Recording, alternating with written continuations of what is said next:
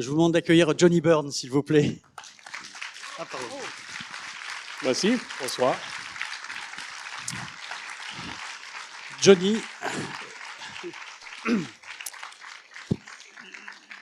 qui a réalisé le sound, qui était sound designer sur le film, un travail particulier sur le son et les ambiances. Vous avez bien entendu dû le remarquer ici. Vous aurez sûrement quelques questions à lui poser. On peut lui poser en tout cas des questions sur son métier principalement, mais j'ai une première question à vous poser. Comment avez-vous vécu cette aventure à Cannes ? Encore une fois, comme le disait la technicienne tout à l'heure, ce n'est pas forcément tout de suite la place d'un technicien, ce sont généralement les acteurs, les réalisateurs. Je voulais savoir comment vous avez vécu ce moment.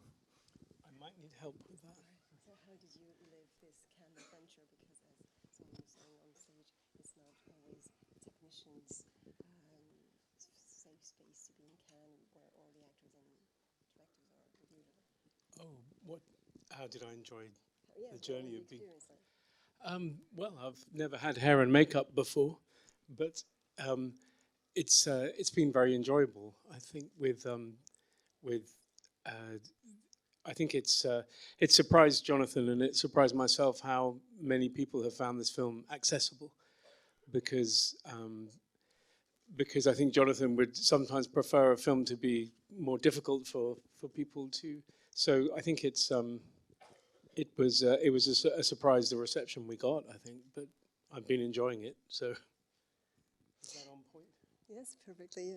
Yeah. Alors moi, j'avais jamais été coiffée et maquillée, donc ça c'était effectivement une première pour moi. C'était très appréciable. On était très étonnés, Jonathan Glazer et moi-même, à quel point le film avait été estimé accessible pour le public, parce que Jonathan, lui, en général, il fait des films, il aime bien des films un peu complexes, un peu difficiles. Donc l'accueil du film nous a vraiment surpris, mais évidemment, on a beaucoup apprécié. Est-ce que vous, sur ce métier de sound designer, est-ce que vous pensez que, enfin en tout cas aux États-Unis, ils ont été quand même un peu précurseurs? On utilise, je crois, les sound designers un peu plus tard, depuis plus récemment en France.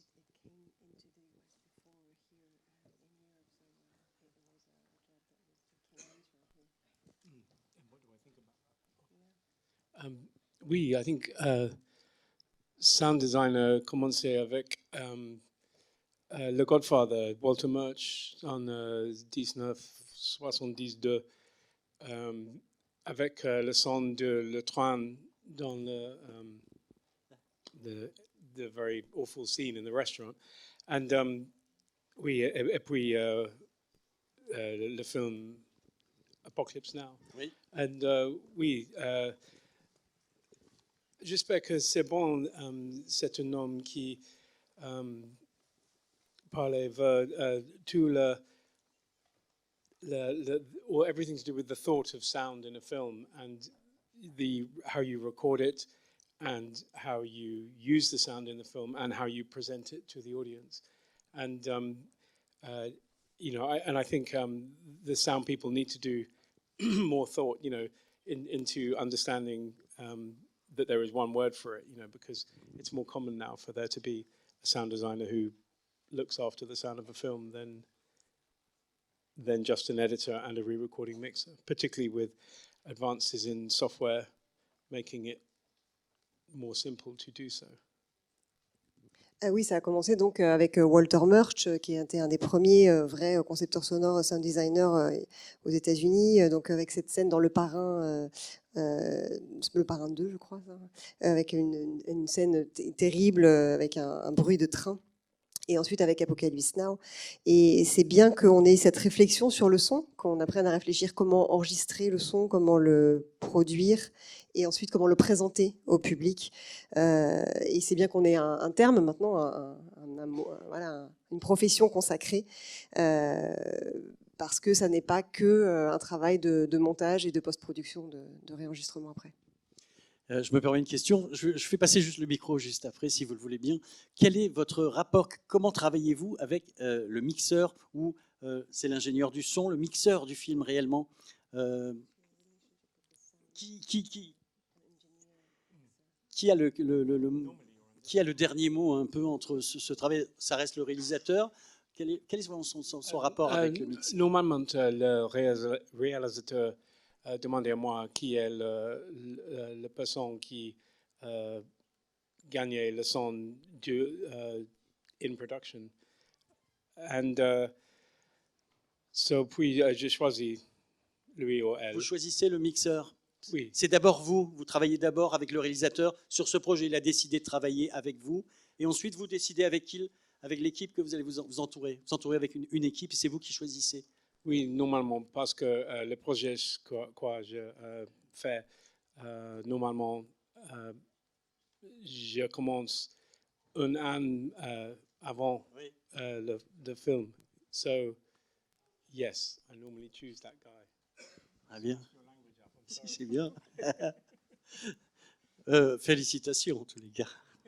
Merci. Vous avez une question, celle? Je peux passer le micro à quelqu'un?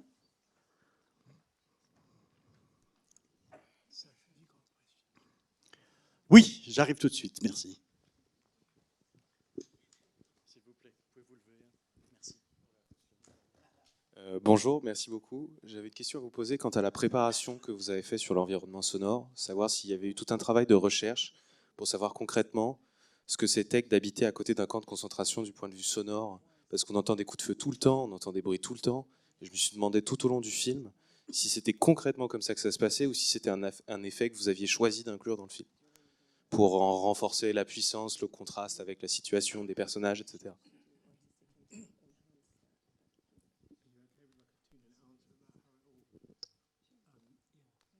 So yeah, the sound process was really interesting. And when I first read the script, which was about 2 years before we went and filmed it, I understood that Jonathan and I would need to know everything about every single sound that would have been heard in Auschwitz in 1943, and also the physicality of how it was heard, the sound in the space, the echo. And so I began about a year of research and understanding everything, the birds and the bees that were there, and the cars that went past, and the fact that the guns that were in the camp were the ones from the previous war, not the new machinery for the front line and such like, but also understanding the guards and very much understanding the prisoners themselves and the stories that were told. And I read an awful lot of everything I could find of witness testimony.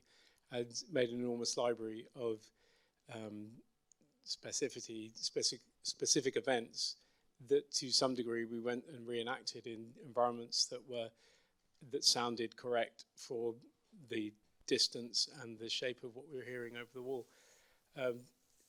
Jonathan and I understood when we made Under the Skin many years ago that for Jonathan's filmmaking, immersive cinema is not surround sound or big or loud. It's having credibility about the veritas of the sound that you use.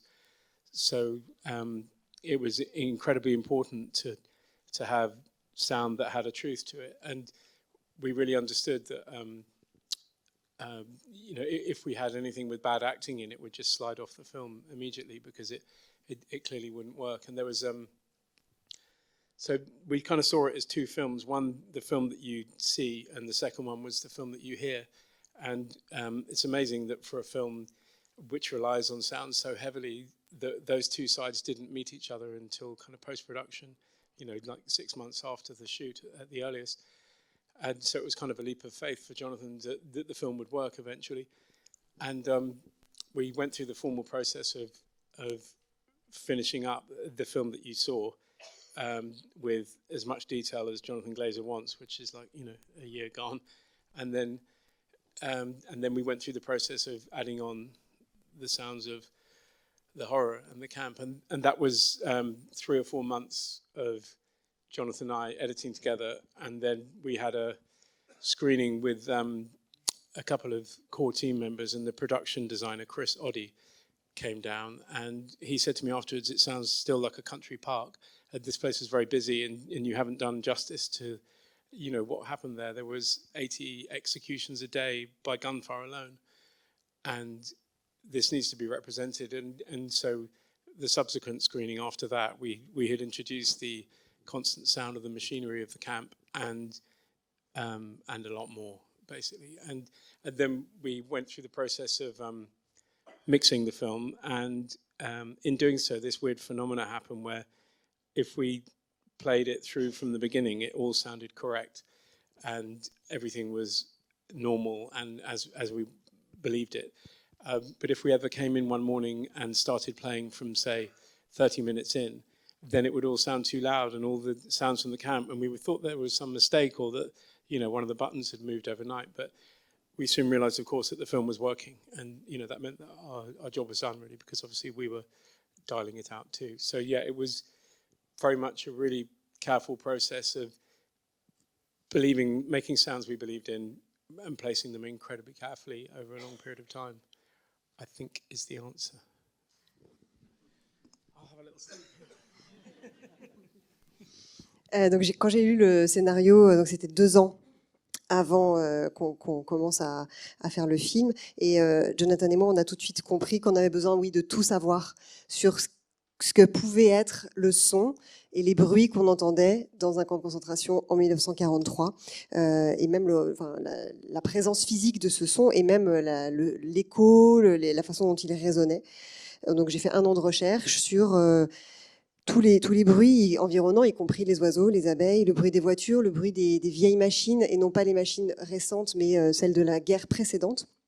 Et puis, j'ai lu des tonnes de témoignages de gardiens, de prisonniers. Je me suis constitué toute une bibliothèque sonore, et pour ensuite reconstituer un niveau sonore qui soit à la bonne distance, mais à la bonne distance même voilà, de ce que c'est qu'une maison qui serait à proximité, mais sans être dans le camp. En tout cas, depuis qu'on avait travaillé sur Under the Skin ensemble avec Jonathan, on a compris que le cinéma immersif, ça n'était pas du son surround, c'était vraiment lié à la crédibilité du son qui nous entoure dans le film. C'était très important que le son ait une certaine véracité, authenticité, parce que si jamais ça marchait pas, ça cassait vraiment tout le film. Et ce qui est très étonnant avec ce film, c'est qu'il y a en gros le film qu'on voit, le film qu'on entend. Et pour un film où le son est aussi important, c'était très étonnant que les deux, le son et l'image, se rencontrent aussi tardivement dans le processus. C'était 6 mois après le tournage. Donc pour Jonathan, ça a été vraiment un processus vraiment de confiance. Il fallait qu'il me fasse totalement confiance. Et ensuite, on a donc, avec tous les détails, on a rajouté petit à petit donc les bruits de l'horreur du camp. On a fait une première projection et je crois que c'est le chef décorateur qui, en voyant la première version qu'on avait faite du film, le premier mix, a dit mais on se croirait toujours dans une maison vraiment à la campagne, dans un parc un peu idyllique, donc ça rendait pas justice encore suffisamment à ce qui se passait de l'autre côté, sachant qu'à l'époque il y avait 80 à peu près exécutions par jour, rien que par fusillade. Et donc on a recommencé, on est retourné au travail et on a reproduit, reconstitué encore plus de bruit. Et le phénomène qui était étrange, c'est que quand on arrivait le matin, si on jouait le film, si on lisait le film depuis le début, ça fonctionnait. C'était crédible, le niveau de son et tous les sons étaient crédibles. Mais si un jour on le mettait à partir de 30 minutes, qu'on ne le jouait pas en entier, et bien là, on avait l'impression que c'était trop fort, qu'il y avait des curseurs qui avaient été bougés. Et ça montrait que ça marchait. C'est-à-dire qu'au bout d'un moment, le cerveau, notre cerveau, comme le cerveau des résidents, en fait, se met à faire un peu abstraction de ce bruit-là. Donc c'est de ça qu'on a fait, c'était faire des sons qui soient crédibles et ensuite les placer avec une grande attention dans le film.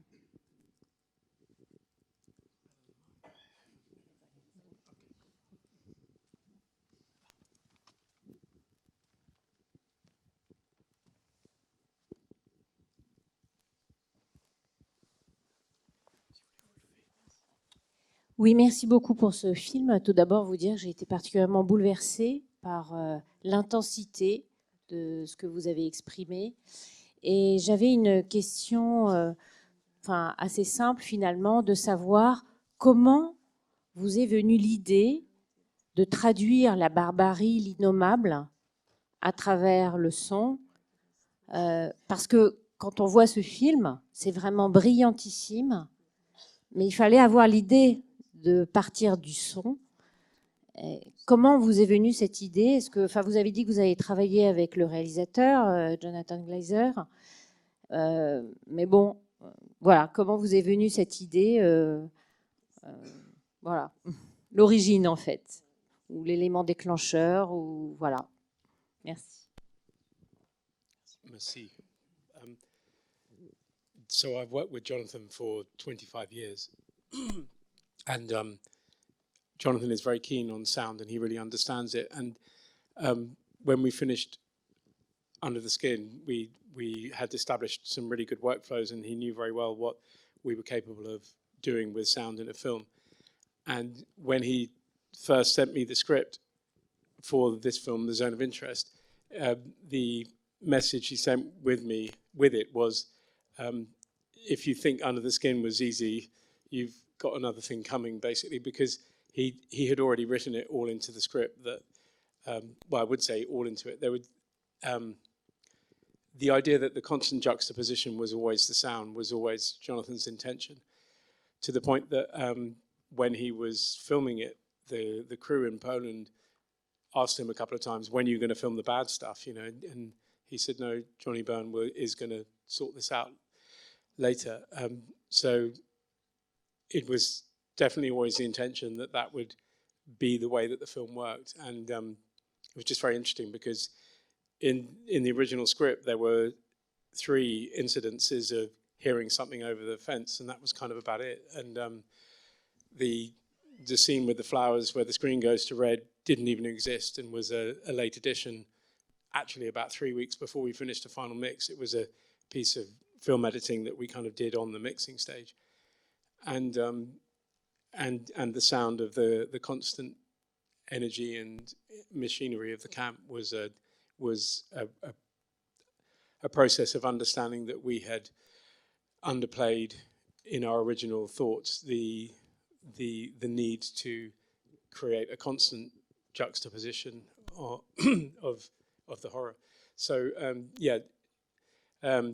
the original idea was always Jonathan's, and the process of working with Jonathan is to be with him every day for 9 or 10 hours a day for about a year, and to try it the whole time, to try different ideas.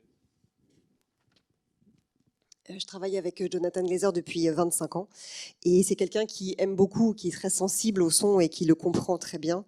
Et après notre travail sur Under the Skin, il savait de quoi on était capable dans un film avec le son pour faire des effets grâce au son. Quand il m'a envoyé le scénario de Zone of Interest, il m'a écrit un petit mot avec. Il m'a dit si tu as trouvé que Under the Skin c'était facile, voilà, là je te donne un nouveau défi. Et cette juxtaposition constante du son, c'était son idée dès le départ, vraiment. À tel point que quand on a tourné le film en Pologne, les équipes polonaises sur place nous demandaient bon, et alors quand est-ce que vous allez tourner les atrocités maintenant? Et il a dû expliquer que non, ça c'était donc Johnny qui allait s'en occuper plus tard. Et ça, c'était l'idée dès le départ, ça a été toujours une volonté. Et puis on a rajouté des choses au fur et à mesure dans le processus parce que, par exemple, il n'y avait que 3 occurrences au début dans ce qui était inscrit dans le scénario de sons qui émanaient depuis l'autre côté du mur. Et par exemple, la scène où on voit des gros plans sur les fleurs et qu'ensuite il y a un fondu au rouge, ça c'est arrivé très tardivement, à 3 semaines de la fin, 3 semaines du bouclage, au moment du mix. Et on a appris de nos erreurs de la première version où on n'avait pas assez ajouté de machinerie du camp et on avait en fait sous-évalué le besoin de superposer l'horreur par le son. Et donc le travail, c'est être avec lui 10 heures par jour pendant 1 an et d'essayer des choses en permanence.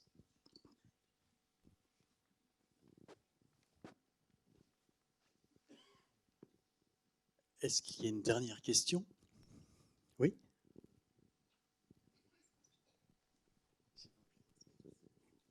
Bonsoir, moi c'est pas une question, c'est un remerciement parce que ça a dû être très dur de faire un film comme celui-là, surtout à la cadence horaire dont vous parlez, donc psychologiquement ça a dû être difficile aussi pour vous et l'équipe, et donc merci beaucoup.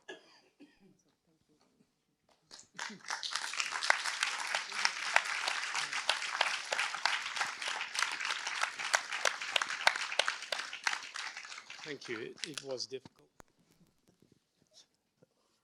Le film sort, pardon, j'ai pas la date de la sortie. Fin janvier 26. Pardon? 31 janvier. Merci. Vous souhaitez ajouter un mot, Johnny? Vous souhaitez ajouter un mot? Oh, merci pour rester ici après le film. Pour parler. It's very nice to talk to you. Thank you. Merci. C'est un plaisir de vous parler.